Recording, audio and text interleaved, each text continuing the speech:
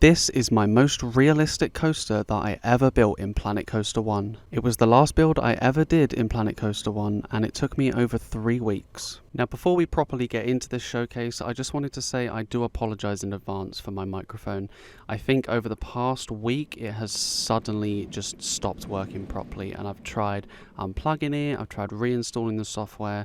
I think it's just too old and I need to get a new one. So please feel free to leave some suggestions for a really good desktop mic down in the comments below. And here we are in the world of my most realistic ever Planet Coaster 1 build. This is a Mack Rides Hypercoaster, a custom layout that I designed about 2 years ago. This took me a ridiculously long time to build. Everything is custom supported.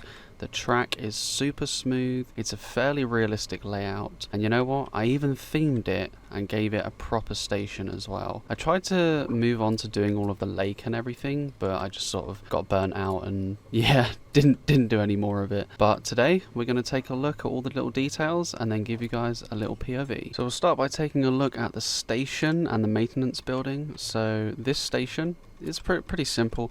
It didn't take me very long, it's just a basic station. I tend to not really do a lot in terms of theming when it comes to Planet Coaster. That is something that I definitely need to improve on. However, realism is something that I absolutely love, and I put this transfer track in. As you can tell, this is very heavily inspired by Hyperia at Thorpe Park. And then over here is the maintenance bay. Excuse any stuttery frame rate, there's quite a lot of custom supports on this world and my computer's not really handling it very well. Or maybe that's just because Planet Coaster 1 is so poorly optimized compared to Planet Coaster 2. Now of course Planet Coaster 1 and Planet Coaster 2, they don't have working maintenance bay switch tracks. Planet Coaster 2 does have working switch tracks now for the main ride, but not for maintenance bays. So obviously on Planet Coaster 1 I just built this out of a bunch of steel beams and concrete, and I put a little extra piece of track here just to mimic a transfer track. The maintenance building, again, a very simple building. I'm not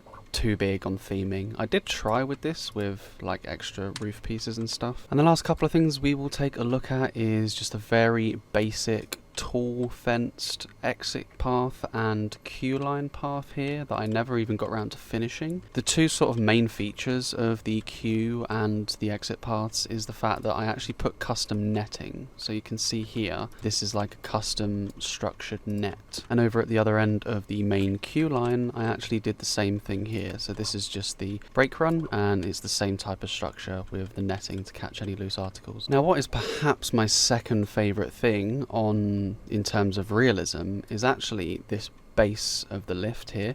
So I tried to copy Hyperia's base, where it has this big concrete block, and then it obviously has this, which is at the start of it, the base of it here is custom made.